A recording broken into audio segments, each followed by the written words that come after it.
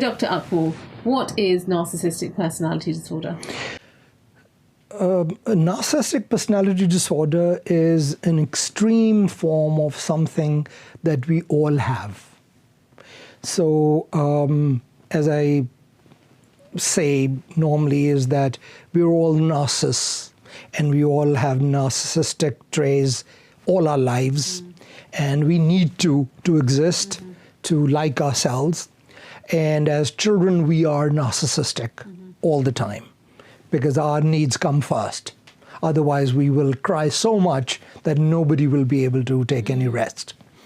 Being liked by others, being admired by others, being popular with others, wanting to have one's demands met, sometimes more than others, that's there always. That's always in your childhood. But then as you grow up, you again become sociable. And what is sociability? It is that compromise. But the narcissist actually keeps that primacy of self, me, and me, throughout that, and with time it grows bigger and bigger. So the narcissist may give you something, but will only give you what he believes that you need. Will take criticism to heart and will be completely unforgiving. Who's totally wanting to dominate everything. Who is inconsiderate of other people's feelings. Every child is born pure. They don't have, their psychology is not yet formed. So what is it? Genetics is. Okay. So what is it that then turns them into developing narcissistic traits and ultimately NPD? It's roughly 1% of people who become narcissistic personality disorders or severe narcissists. But they do inflict a lot of pain on a large number of people. So, 1 in 100 means 1 in 100 family, 1 in 100, many hundred, thousands and thousands of children are suffering. Many spouses, men and women, are suffering.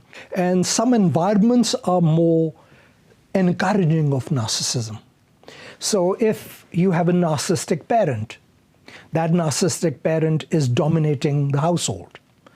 His needs or her needs will take precedence over everybody. If I am a narcissistic parent, 50% of my genes have gone into my child. And there is a 50% chance of that child becoming a narcissistic personality disorder or a narcissistic person. So one child could turn out to be a narcissist because he knows that identifying with or aligning with a powerful parent will make that person survive better. Because if you side with a weaker parent, then the narcissist loves splitting. The narcissist always wants me versus them, because that's what narcissist exists on. I superior, you inferior.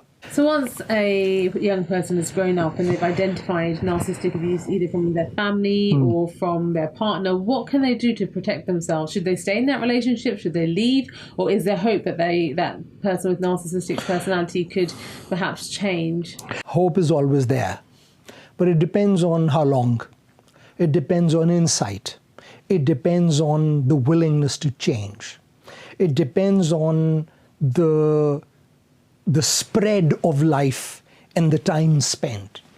50-year-old narcissistic personality disorder transforming in a year, I have my doubts. 16-year-old, 20-year-old, 25-year-old budding narcissistic personality disorder getting in, regaining some insight, having the desire to change, getting into therapy and some form of transformational help, yes, maybe. Often they say that if a narcissist does go to a counsellor, they're very reluctant to even accept that there's anything wrong with them. And what they do is they actually lure the counsellor into being an admirer of their narcissism, and there is collusion between them. So what happens is suddenly the counsellor is also becomes a victim of the narcissist because they maneuver in such a manner. They're sometimes so convincing. Are they hiding? Because they've obviously created a big false persona of themselves, but below that there is deep insecurity and fear. Maybe. But the thing is that these insecurities and fears are in everybody. They cover it completely. They can be deluded to the point where they think they're the best and nothing's wrong with them. Now, this formulation that you've just given is a more psychodynamic formulation, that there is something inside and they are reflecting something totally different. But it may be that, like in a sociopath, there's no conscience. There's no remorse.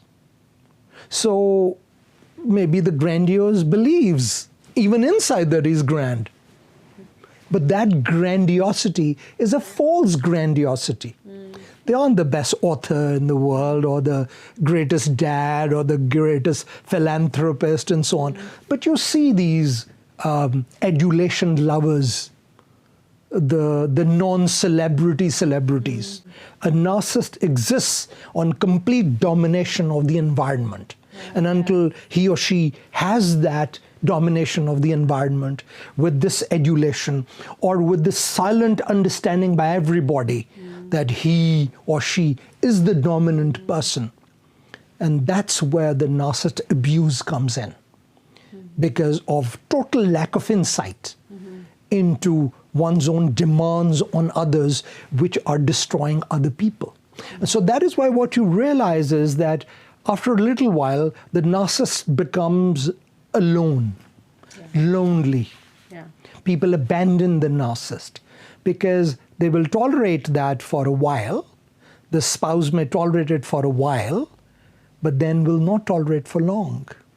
So as long as the narcissist keeps the financial hooks in you, or the social hooks on you, or the familial hooks on you, then you are being held. The moment those are exactly, and the moment those are cut or weakened, you see the child going away, or the spouse spending time away, or so that's the thing. But the thing is, I also don't want to portray a picture of this pure narcissist, because they don't really exist. In that, they do. I mean, saying that, the personality disorders are painful. But people with A's can be charming too, can be loving too, can be considerate too. Causes a confusion. But the thing is that sometimes it is the only way that they can sustain that dominant environment. Because if they become too much, because they're intelligent, they will see, if I go beyond this relationship that has become weakened will break. That the child may never visit me, or the spouse may actually leave me. So there is this charm and pull, and they can switch on the magnet on and off as required, because that's their need.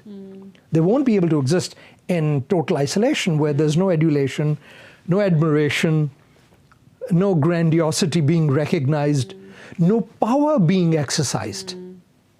And the problem with the narcissist is that the narcissist would demean the perceived weaker person quite badly. When they begin to demean other people, they can do that quite badly. And they become extremely inconsiderate in that, because, they feel that they have the right to do that.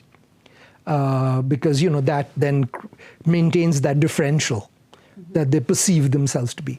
But obviously, as you suggested, that the psychodynamic explanation is that they feel extremely inferior in themselves. They may feel that they are so small that unless they exercise that unconsciously, they're so small, they're so vacant, they're so empty.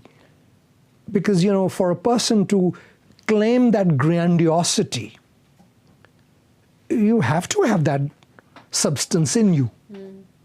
Einstein could. He didn't, right? Newton could. So all I'm saying is that unless you are Einstein or, Tesla So unless you're that, unless you're Bertrand Russell or Plato, then you shouldn't claim that. You can't claim that. So obviously there comes this hypothesis that they are inside so insecure unconsciously, so weak, so traumatized themselves that the only way they can live is that false grandiosity, which they create themselves. So you're a character in your own world, the world of oppression of others and total domination by yourself. And then you use your intelligence to create that world around you for your spouse, for your children, for your friends and others. So that's how the abuse works. And, it is topical because it's in the news nowadays about narcissistic personality. Everybody is talking about it. Yeah. But the thing is, because many people feel that self-like and self-love is narcissism. It is, but it is not narcissism. It is the essential narcissistic need that everybody must have to be able to like oneself. So if you don't like yourself, what's the result? Depression, suicidality, lack of desire to exist, because you don't like yourself. So if you like yourself, you then want to do something more for yourself. So if you have some like in you that you can like, that you share with the other person, so you can like the other person.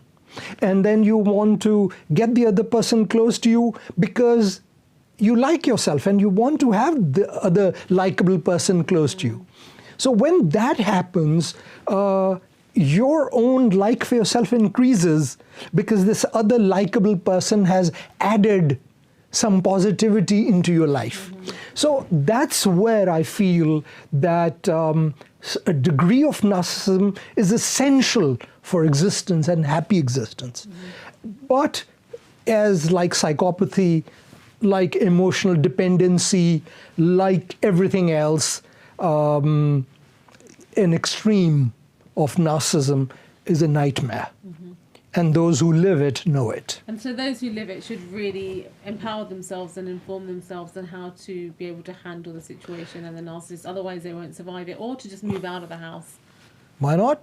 Move on. Moving on is sometimes, moving away and moving out of a pathological, abnormal environment. But sometimes is the only way. You have to be extremely resilient, because narcissistic personalities have a great ability to make you feel guilty. Of course. And that you owe them. And, they, without realizing, before you know it, they've already had that impact on you. The thing is that this is, when we were talking and I didn't go 1, 2, 3, 4. This is part of the narcissistic abuse. That the way the narcissist abuse occurs, that the abuser suppresses the ability of thinking of the other person and molds it in such a way and manipulates in such a way. We did talk of manipulation a lot. In such a way that the abused person feels that they are at fault. They are the guilty party. So it is just like the abuser would say, if you had done X, Y, and Z, this thing would not have happened. If you do this, A, B, and C, then I will be happy. So the happiness is contingent to the determinants of the abuser. So when this is what is happening every day, what does the abused, the dominant person do?